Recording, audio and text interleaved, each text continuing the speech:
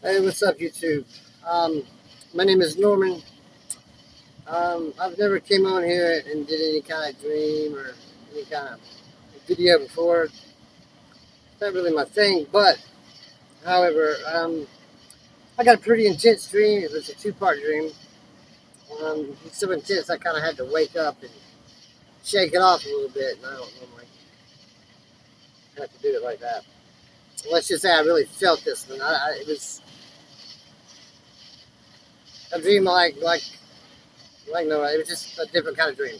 Anyway, I'm just gonna read it. It's a two-part dream. Like one dream literally fades into the next dream. Um, I call the first dream the Obama and the devil. My, uh, I found myself in a little triplex, some kind of hotel vacation triplex, where me and some strange woman of whom I have never met there were staying. Where ex-President Obama was in the area to the back. I saw him enter. I was in the front, and an unknown person was in one of the side little units. And I saw Obama enter, and I noticed something very demonic about him. Uh, he came through and went straight to his room and shut the door. And each room had one big room with a little mini kitchen, bathroom, and a little patio porch. It was about 3 or 4 stories high up, and it had a little patio like a porch, with a glass shutting glass door. Um, okay, my room seemed to be attached to Obama's room. Like there was my room, his room was in the back, and there was a side unit that way. And each room had on the side of it, one door for the other unit that all led like into my units for some reason. As I saw Obama come through and go to his room and shut the door, I said to a Secret Service agent of some sort who was all dressed in all black, like one of the Men in Black kind of thing, and he was on the cell phone. And I found myself in a dream saying, he's the devil. Well, he looked at me quite oddly and still on the phone, and he just kind of got up, looked at me a little weird, and left the building. I was in there with the woman. In the next scene, I was kind of laying on the couch with the TV on and seemed to be alone all of a sudden. She was just gone. Well, I had to take a leak, so I went to the bathroom, shut the door, did my thing, and when I came out, the door that was in front of me to Obama's room was now open. Okay.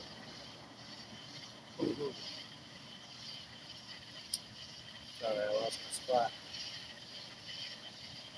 Right. Well, the TV was broken for some reason, and the curtains to the porch were now shut. Um, I came out and I looked through the curtains and saw Obama. Now, this is in my unit. I noticed that my curtains are closed to my patio porch. And so I open them up and I look out and I see President Obama dancing on the porch, kind of a goofy dance, like a gay, goofy dance. Anyway, my attention was immediately then taken to the open door to his room in the back. I approached and went through it. It was empty, except I noticed some kind of movement in the back, kind of like all the way to the back where he had his patio porch with the sliding glass door. Okay. Um, so I noticed the movement, and so I come closer to, the glass door, and I'm trying to look out to see what's going on. And the closer I get, the closer that I get a better look, and I saw a man of like some enormous size, like a big, strong man, you could say, like a bodybuilder, mutant looking big man. Okay.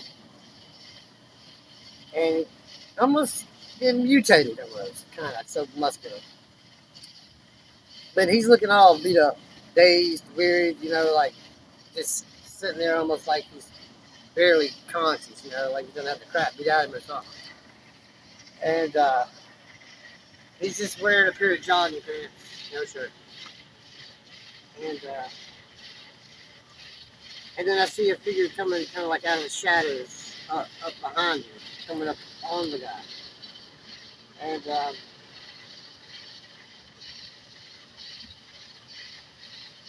okay.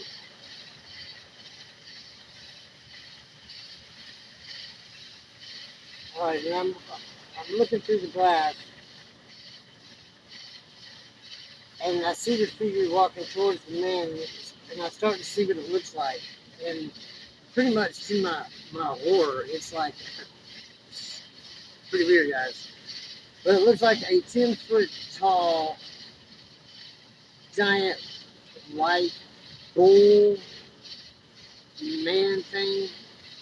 The thing was, you ever see the movie Legend with Tom Cruise? How there was this red devil in the movie? Well, it looked like that, except it was pure white. I mean, even the horns were white. When I say white, I mean like a toilet bowl porcelain white, like white light. The horns, everything.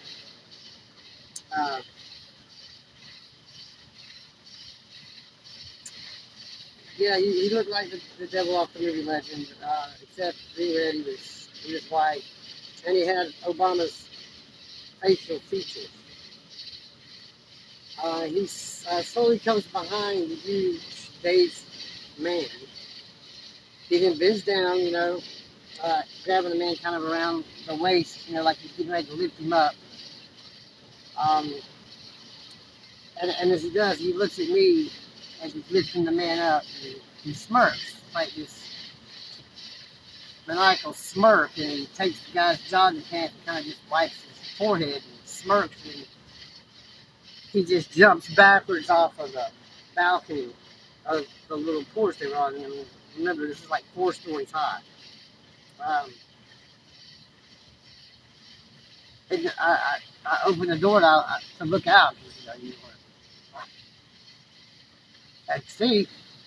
And as I look down, I see him just flying over the rail with the big stone man, beat the guy, and they hit the ground. And you would think the big guy was done, pretty much. But it's crazy.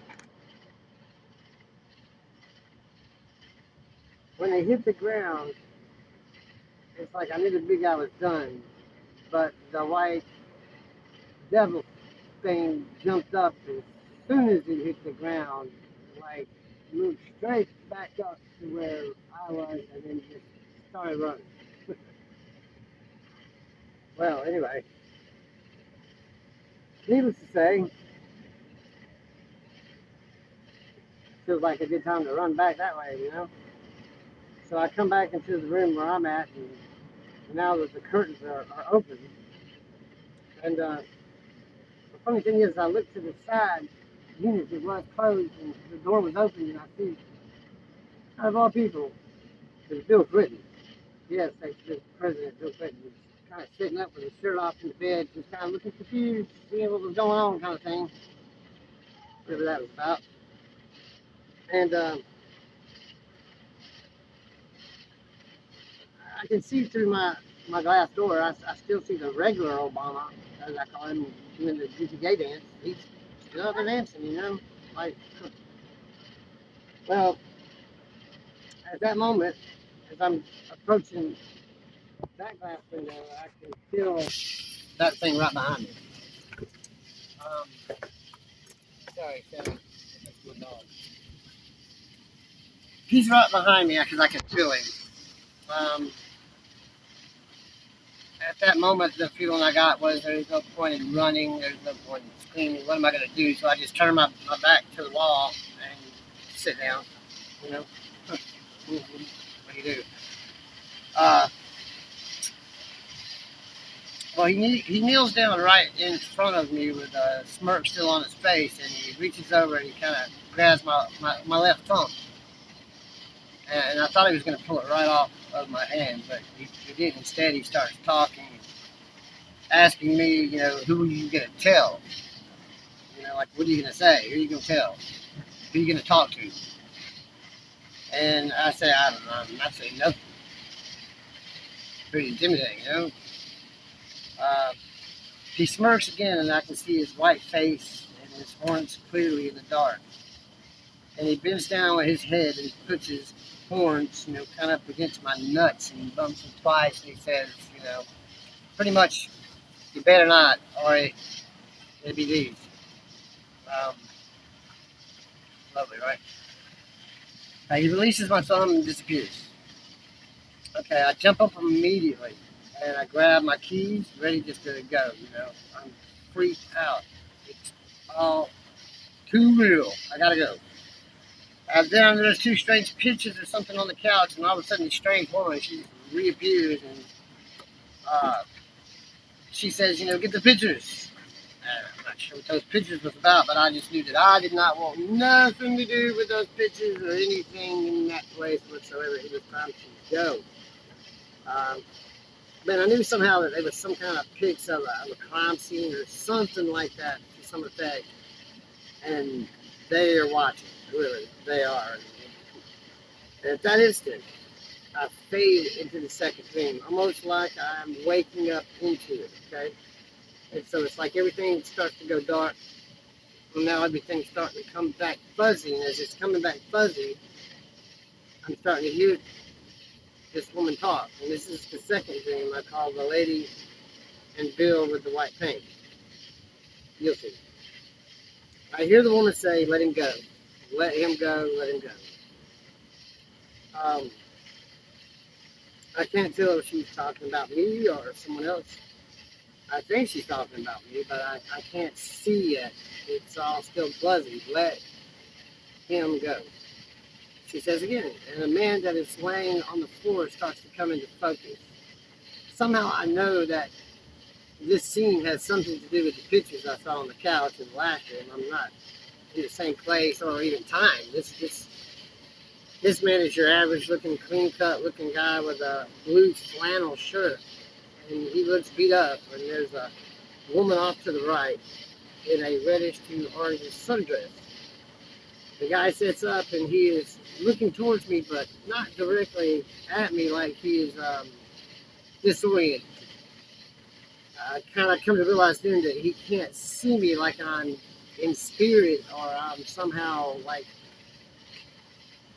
as weird as this is, got some kind of cloak of invisibility or something, some kind of something. He's like grabbing at me in the air. Well, I see a small wooden shelf leaning against the wall. I then grab that and pull it towards him. It hits him on his left side. I then strike him with my other hand, and he starts to pull himself up, coming towards me. I see a can of white spray paint on the table beside me. I grab it. I throw it at him. It hits him maybe somewhere in the head, and some of the white paint had gotten on my right hand. And at that point, I knew that he could see the paint on me. So I put my right hand behind my back, but it was kind of too late. He done picked up this can of spray paint and started spraying in my direction towards me. Well, I see a door to the left, and I run through. I get in, and it's a bedroom. I go to the back. There's no way out except the same door that I come in. And this guy in the flannel shirt is now in the doorway spraying the white paint into the room. And it's just a matter of seconds,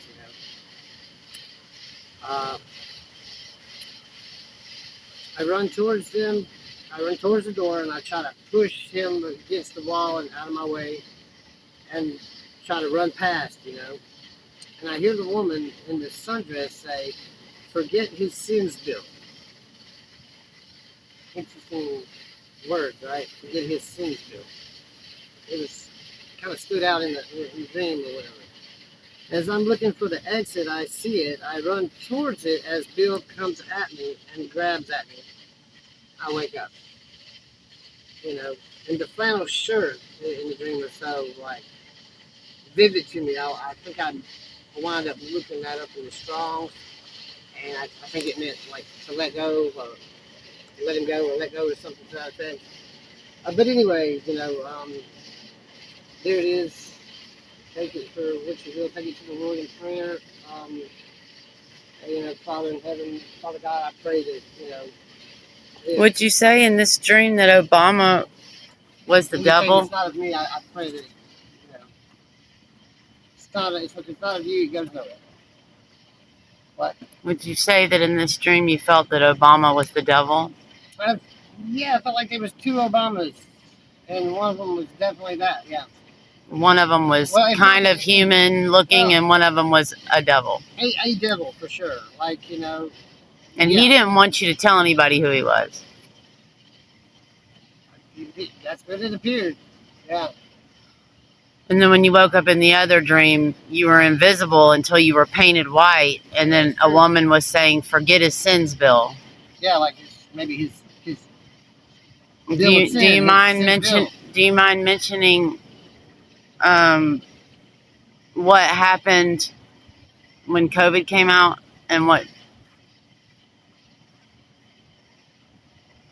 Mm-hmm. Well, you and I interpret the Bible and sometimes in a way it talks about before you bind a strong man or something like that. Remember, there was a strong man in your dream. You have to break into his house and bind the strong man. Then you can plunder him. And we've learned a lot about the test and the injectables, and you and many people we know took a test. And were you worried about that and praying to the Lord about it, right? I was indeed. And the devil, when he was threatening you not to talk, he was wanting your thumb and your nuts, yes, your manly private parts. Two things that he would need: opposing thumbs and male reproductives, right? And in the dream, the triplex you were in, it had 3 parts, right? Yeah. Anybody out there on YouTube, if you guys can help interpret that a little bit more than we, leave it in the comments. Well, because I kind of see that the Obama devil was able to bind the strong man that you saw and even throw him off the balcony. But then he came back into your house, your 3-part house, where you had one part that was your own, and threatened you, but he couldn't do anything to you. He was trying to show you he was strong enough to bind the strong man, but yet he was threatening you, but he couldn't really do anything to you. Well, it definitely worked out that way, yeah. Why do you think he couldn't do anything to you? Yeah, because he couldn't. Because obviously Yeshua would not allow him to. Because of the blood of Yeshua. Because I remember looking up at it, and it's kind of an intimidating sight. Not that I'm scared of the enemy, but, it's like when he says, I said, yeah, sheep amongst wolves, I don't think people fully understand what he's saying. The sheep has got no defense against the wolf, none at all, except the shepherd. And we believe the Lord is coming back soon, right? He is coming back soon. And he keeps telling us to let go of the world, right? Let it go. And the woman was telling the man to let his sins go. Forget his sins, Bill, as you were being painted white. You weren't able to, you were naked. Let's say you were naked to anybody's eyes until you were spray painted white. At the same time, the woman was saying, forget his sins, Bill. I think that's significant. I don't know. I'm just throwing that in there because I think that's highly significant. Well, I did my part, and I read it and put it out there. And also, guys, I'm sorry. He might not want me to say this to you. He probably doesn't mind, but I think the 3 parts of the triplex had to do with, body, soul, spirit, the Trinity, and all different kinds of ways that it manifests in our Lord's creation. Anyways, we praise the Lord Jesus, and we hope you're blessed by the stream. Thank you.